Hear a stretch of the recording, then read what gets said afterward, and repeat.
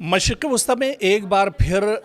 Drone और मिसाइलों की घनगरज थमती हुई नज़र आ रही है। हालांकि अभी पूरे यकीन से नहीं कहा जा सकता है, क्योंकि एक बार फिर से चेमगोइयाँ तेज़ हो गई हैं कि मशरिक़ वस्ता में अमेरिका और ईरान के दरमियान बातचीत हो सकती है। दोनों ममालिक जो हैं वो बातचीत की मेज़ पर आ सकते हैं। हालांकि जहां पर डोनाल्ड ट्रंप ने कहा है कि वो बातचीत करने के लिए तैयार हैं, लेकिन ईरान ने अभी तक ये वाज़ेह नहीं किया है कि वो बातचीत करने के मूड में है या नहीं, क्योंकि अभी भी ईरान दरअसल अमेरिका को शक की नज़र से देख रहा है। लेकिन इस बीच ये भी समझना होगा कि जब जब मशरिक़ वस्ता में कशीदगी बढ़ी, जब जब अमेरिका और ईरान के दरमियान कशीदगी बढ़ी, तो सबसे ज़्यादा जो नुकसान हुआ वो दरअसल खलीजी ममालिक को, या फिर जो मशरिक़ वस्ता के अरब ममालिक हैं, या फिर जो इस्लामी ममालिक हैं, उनको सबसे ज़्यादा नुकसान उठाना पड़ा। चाहे उसमें बहरीन की बात करें, उर्दून की बात करें, कतर की बात करें, सऊदी अरब की बात करें, अबू धाबी की बात करें, दुबई और कुवैत की बात करें, ये दरअसल तमाम ममालिक हैं, या फिर इराक़ की बात करें, ये तमाम ममालिक दरअसल इस जंग की लपेट में थे। लेकिन जंग एक बार फिर से थमती हुई नज़र आ रही हैं। यानी जो एयर स्ट्राइक थी या फिर जो ड्रोन हमले हुए, अब ये हमले दरअसल रुकते हुए नज़र आ रहे हैं। लेकिन इस बीच जो खलीजी ममालिक हैं, इनमें नुकसान कितना हुआ, और अगर एक एक मुल्क हम जायज़ा लें, और शुरुआत अगर हम कतर से करें कि कतर का नुकसान कितने बड़े पैमाने पर हुआ है। आप देखिए कि कई महीनों से जंग चल रही है। जब आपको याद होगा कि इज़राइल और अमेरिका ने मुश्तरका हमला सबसे पहले किया था, या और भी उससे पहले भी आप चले जाइए, जब ईरान पर इज़राइल ने अपने दम पर हमला किया था, उसके बाद मुश्तरका हमला इज़राइल और अमेरिका ने किया। फिर अमेरिका के साथ तीसरी बार एक तरह से ठन गई और अमेरिका और ईरान के दरमियान जंग चलती रही। तो मशरिक़ वस्ता पिछले कई महीनों से लगातार उथल पुथल का शिकार रहा है। तो ऐसे में कतर में कितना बड़ा नुकसान कतर को उठाना पड़ा है इस जंग में जो अमेरिका और ईरान के दरमियान हुई, इसका दरअसल हम सबसे पहले जायज़ा लेते हैं। क्योंकि ईरान और अमेरिका के दरमियान कशीदगी के दौरान कतर में मौजूद अमेरिकी अल उदैद एयरबेस पर ईरान के मिसाइल हमले ने पूरी दुनिया की तवज्जो अपनी जानिब मबजूल कर ली।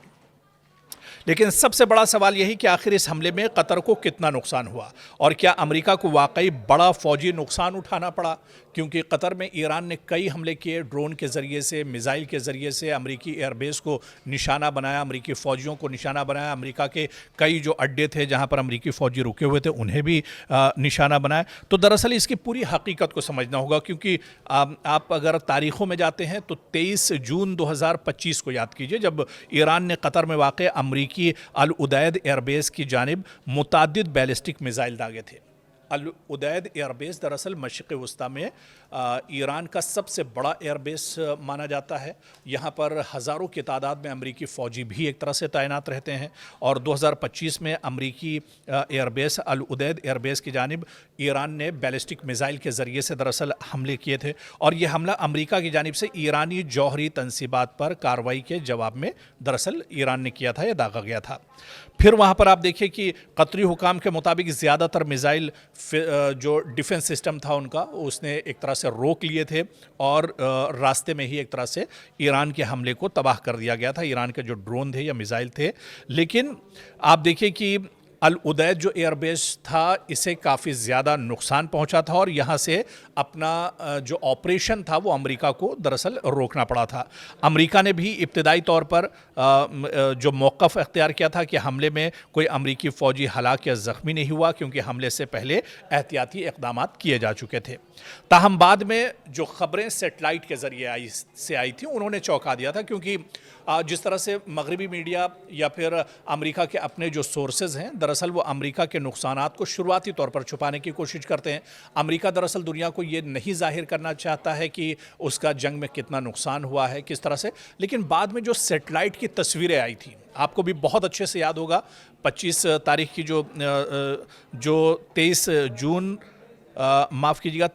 23 जून 2025 की, जहाँ ठीक एक साल पहले की जब हमला हुआ था अल उदैद एयरबेस पर, इसमें आपको याद होगा कि जब सेटेलाइट की तस्वीरें सामने आई थी तो उन्होंने बिल्कुल ये साफ इशारा दिया था कि अल उदैद एयरबेस के एक हिस्से और ख़ास तौर पर एक रडार डोम को नुकसान ईरान ने पहुंचाया था, ईरान के ड्रोन ने। अमरीकी फ़ज़ाइया से मुतालिक रिपोर्टों के मुताबिक एक मिसाइल दिफाई निज़ाम से बचकर इस मकाम तक पहुंचा था। बाद में फिर अमेरिका ने भी इसे मान लिया कि एक मिसाइल जो है वो दरअसल डिफेंस सिस्टम उसे नहीं रोक पाया था और वो एक तरह से आकर इसी एयरबेस पर गिरा था। बाद में अमेरिका ने इसे माना जब सैटेलाइट की तस्वीरें दरअसल निकलकर सामने आई थी और काफ़ी जो हसास इंफ्रास्ट्रक्चर जो तंसीबात अमेरिका का था उसे भी काफ़ी ज़्यादा नुकसान यहाँ पर ईरान ने पहुँचाया था। फिर जहां तक कतर की मजमूई तबाही का ताल्लुक है, सरकारी मालूमात के मुताबिक शहरी इलाकों में बड़े पैमाने पर तबाही नहीं हुई, न रिहायशी इलाकों में वसी नुकसान की तस्दीक हुई और ना ही तेल और गैस के तंसीबात को इन हमलों से नुमाया नुकसान पहुंचने की इत्तला है। लेकिन दूसरी जानिब अब ईरान का मौक़िफ़ भी आप सुन लीजिए, ईरान क्या कुछ बता रहा है, क्योंकि जो वर्जन है बातचीत का या इसके अलावा जो दावे किए गए, अमेरिका के दावे कुछ और थे, ईरान के दावे कुछ और थे। ईरान हालांकि अमेरिका पहले झूठ बोल रहा था, बाद में सैटेलाइट तस्वीरें आई तो अमेरिका ने भी ये माना कि उसका नुकसान हुआ है। लेकिन अब ईरान का वर्जन क्या है ये भी सुन लीजिए। ईरान का बयान जो है, क्योंकि ईरान ने दावा किया कि उसने अमेरिकी फौजी तंसीबात को मौसर निशाना बनाया और अमेरिकी दिफाई सलाहियत को नुकसान पहुंचाया, लेकिन अमेरिका और कतर ने इन दावों की तस्दीक नहीं की और दोनों ममालिक का कहना था कि हमले का असर महदूद रहा।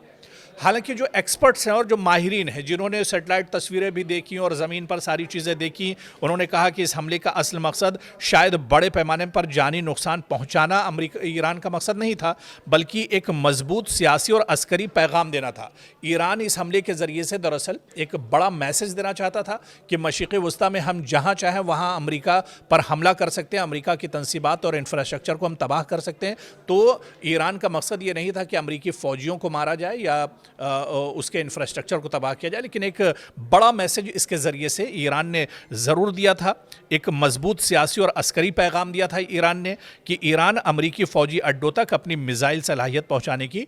अहलियत रखता है। दरअसल इस हमले के पीछे जो बड़ा मैसेज था वो यही था। तो कहीं ना कहीं कतर को भी काफ़ी नुकसान उठाना पड़ा था और जो कतर में कई बार आप देखिए जब जंग चल रही थी तो अलार्म बजने की ख़बरें भी आती रहती थी, या कई ड्रोन और मिसाइल जो अमेरिका के थे उन्हें ईरान के थे उन्हें दरअसल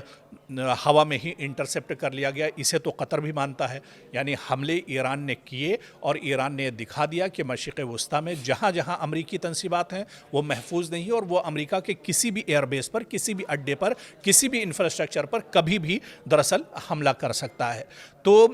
जो मशरिक़ वस्ता में अलग अलग ममालिक को नुकसान पहुंचा, अलग अलग रियासतों को नुकसान पहुंचा, अलग अलग शहरों को नुकसान पहुंचा, उनमें दरअसल कतर भी था। और कतर, क्योंकि कतर में अमेरिका का बहुत कुछ दांव पर लगा था, अल उदैद एयरबेस हो या फिर अमेरिकी एम्बेसी हो या अमेरिकी फ़ौजी हो, सभी एक तरह से ईरान के टारगेट पर थे, ईरान के निशाने पर थे, और इसी वजह से ईरान ने जंग के बीच में कई बार कतर को निशाना बनाया था।